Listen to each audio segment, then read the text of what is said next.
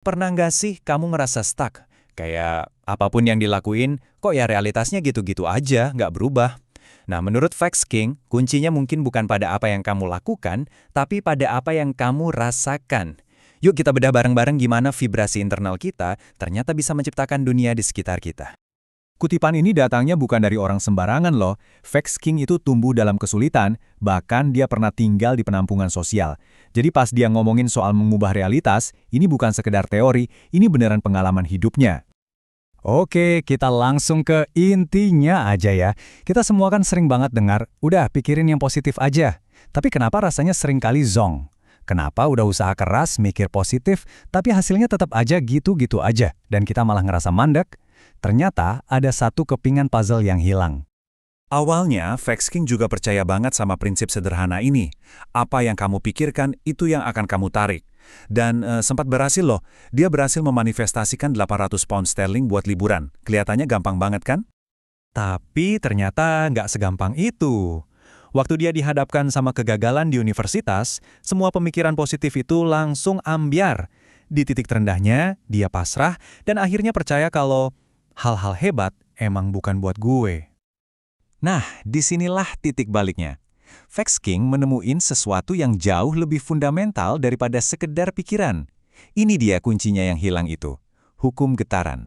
Jadi ide utamanya gini, semesta itu nggak cuma merespon apa yang kamu pikirin, tapi getaran kamu secara keseluruhan. Energi yang kamu pancarkan, lewat pikiran, perasaan, kata-kata, dan tindakan, itulah yang bakal balik lagi ke kamu. Intinya bukan cuma soal apa yang kamu pikirin, tapi apa yang benar-benar kamu rasain. Biar gampang ngebayanginnya, kita pakai analogi simpel aja deh. Coba deh, bayangin ada dua garpu tala yang identik, yang disetel di frekuensi yang sama persis. Pas satu garpu tala dipukul, yang satunya lagi ikut bergetar kan? Padahal nggak disentuh sama sekali. Nah, kita juga gitu. Untuk menarik realitas yang kita pengen, kita harus bergetar selaras sama realitas itu.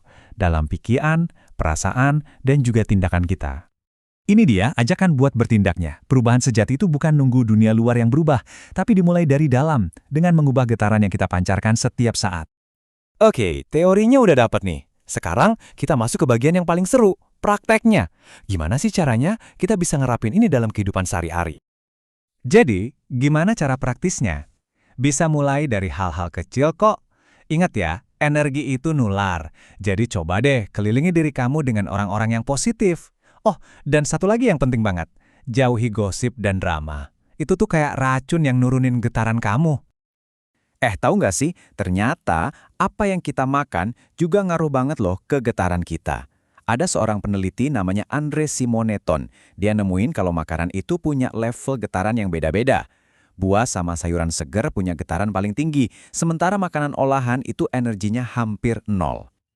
Terus gimana dong sama emosi negatif? Nah, kuncinya bukan ditekan, tapi diubah. Di buku ini ada 5 langkah yang keren banget. Pertama, kenali dulu emosinya.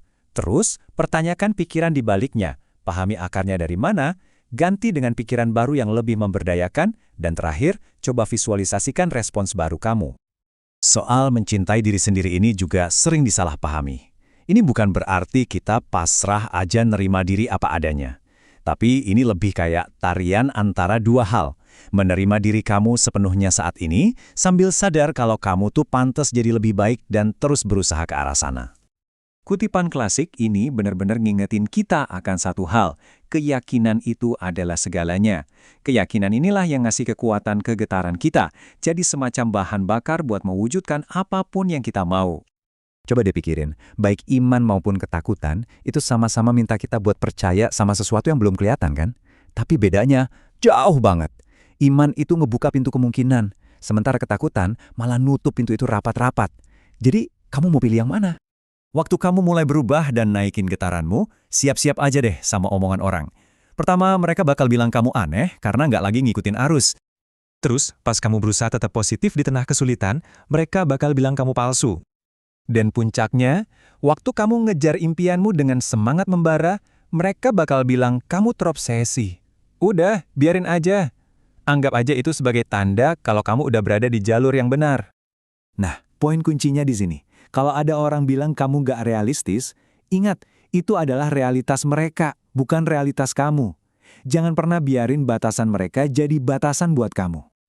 Jadi, yuk ambil kendali. Kamulah penulis masa depanmu. Dengan menuliskannya, kamu mengubah niat jadi sebuah perintah yang jelas buat pikiran bawah sadarmu. Dan ini didukung sama fakta sains yang luar biasa loh. Otak kita itu gak bisa bedain mana imajinasi dan mana kenyataan. Nah, manfaatin ini. Visualisasikan kesuksesanmu dengan begitu jelas sampai kamu bisa merasakannya. Dengan begitu, kamu lagi melatih getaranmu biar selaras sama tujuanmu. Pada akhirnya, semua teknik ini berdiri di atas satu fondasi yang sama. Kekuatan buat ngubah getaranmu dan menciptakan hidup yang indah itu selalu dimulai dari satu hal, mencintai diri sendiri. Jadi, ini bukan soal rencana besar buat besok. Bukan. Ini tentang sekarang, saat ini juga. Satu perubahan kecil apa yang bisa kamu lakukan pada getaranmu, sekarang juga, untuk memulai mengubah duniamu.